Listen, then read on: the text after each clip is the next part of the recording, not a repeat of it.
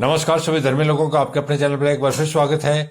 आप लोगों को मैं बता चुका हूं कि परमात्मा के पुत्र का धरती पर अवतरण एक विशेष परमात्मा की योजना के तहत हुआ था और उस योजना के तहत उन्होंने बहुत से चंगाई और उपकार आदि के महान कार्य किए। उनमें से एक कोढ़ के रोगी को चंगा करना।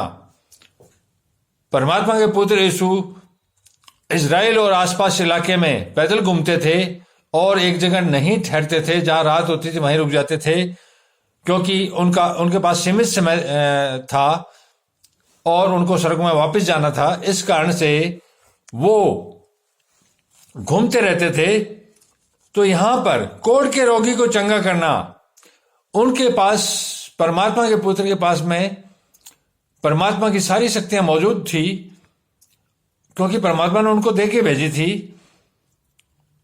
जो भी कार्य परमात्मा कर सकते हैं वो परमात्मा के पुत्र यीशु भी कर सकते हैं आज भी, और उस टाइम तो कर ही रहे थे। जब वह उस पहाड़ से उतरा तो एक बड़ी भीड़ उसके पीछे हो ली।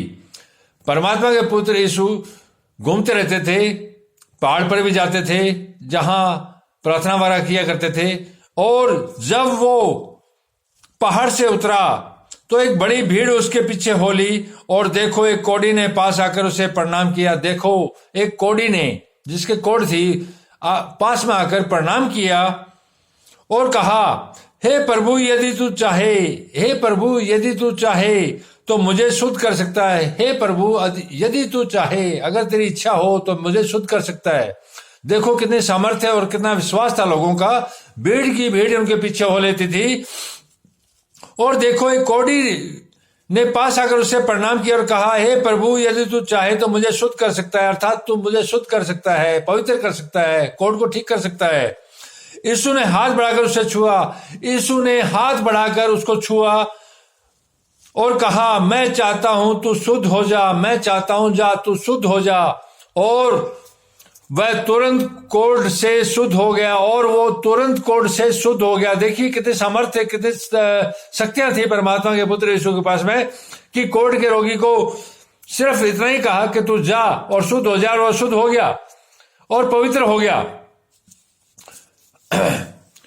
यीशु ने उससे कहा, देख किसी को नहीं कहना। यीशु ने उसके बाद कहा कि देख किसी और को मत कहना, परंतु जाकर अपने आप को याजक को दिखा। परंतु अपने आप को जाकर याजक को दिखा। याजक मतलब जो धर्म के ठेकेदार थे, और मंदिर, गुरुद्वारे और जो भी पूजा के स्थान होते थे, चर्च इत्यादि में, जहां वो प्रार्थना वगैरह किया करते थे। याजक का मतलब यही है कि परंतु जाकर अपने आप को याजक को दिखा, और जो चढ़ावा मूसा ने ठहराया है, और जो चढ़ावा मूसा ने ठहराया है। मूसा कौन?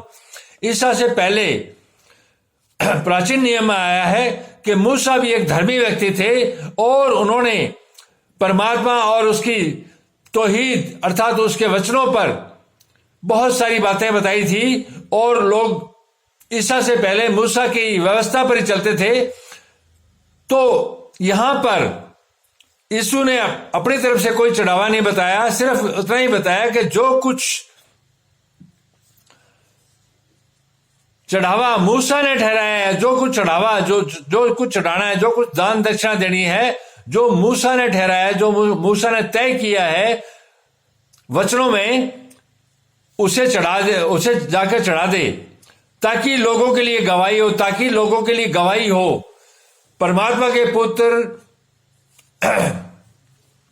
मूसा के बाद आए थे, और मूसा जो थे वो प्राचीन नियम के अंदर, बाइबल के प्राचीन नियम में उन्होंने बहुत से उपकार और उद्धार के कार्य किए, और कई भविष्यवाणी की। और एक भविष्यवाणी ये भी थी कि वो आएगा, परमात्मा का पुत्र यीशु के बारे में भी भविष्यवाणी उन्होंने की थी, जो पूरी हुई। और मूसा के बाद नए नियम में ईसा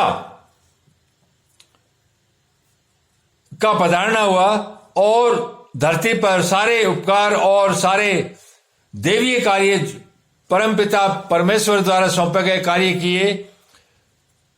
परमात्मा के पुत्र ईसा ने किसी का विरोध नहीं किया, किसी धर्म का, किसी क्षेत्र का, किसी व्यवस्था का, किसी रास्ते का, चाहे वो गिरजाघर हो, चाहे वो चर्च हो, चाहे मंदिर हो, चाहे मस्जिद हो, चाहे किसी और व्यवस्था हो। सिर्फ उन्होंने उसका शुद्धिकरण किया। जो गंदगी आ गई थी उसके बारे में बताया। यहां पर उन्होंने मूसा के बारे में, आपको सामने एग्जाम्पल है कि मूसा का भी उन्होंने विरोध कहीं नहीं किया। तो एक व्यवस्था जो थी, व्यवस्था के अंदर समय समय में गंदगी आ जाती है और पापाचार बढ़ जाते हैं। उनको खत्म करने के लिए उसका शुद्धिकरण किया, किसी चीज का विरोध न करके शुद्धिकरण किया, क्योंकि परमात्मा पवित्र है और यीशु भी पवित्र थे। और परमात्मा का जो मार्ग है, चाहे वो वेदों में दिया हो, चाहे गीता में दिया हो, चाहे बाइबल में दिया हो, चाहे गुरु ग्रंथ साहिब में दिया हो, चाहे किसी में भी दिया हो, वो सारे पवित्र ग्रंथ है और पवित्र रास्ते की तरफ ले जा रहे हैं, जो एक परमात्मा का रास्ता है। परमात्मा एक है तो धर्म एक है और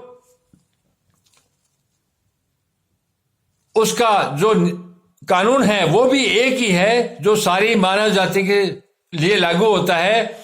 तो परमात्मा के पुत्र यीशु की महिमा, सामर्थ्य और अनुग्रह उस समय भी था, आज भी है और आने वाले समय के अंदर भी रहेगा। जो इन वचनों को पढ़ेगा, मानेगा और इन पर भरोसा करेगा, वो चंगाई के भी कार्य करेगा। इसमें कोई दो राय नहीं है, चाहे वो संसार का कोई भी व्यक्ति हो। लेकिन उसके लिए जरूरी है कि उसका बपतिस्मा अर्थात शुद्धिकरण अग्नि और आत्मा द्वारा हो चुका हो। शुद्धिकरण का मतलब है बपतिस्मा, जो बाइबल में बताया गया है, बिना शुद्धिकरण किए वो परमात्मा के मार्ग पर नहीं चल सकता और न ही परमात्मा की महिमा, सामर्थ्य और अनुग्रह प्राप्त कर सकता है। धन्यवाद। शुभ रात्रि। कल फिर मिलेंगे।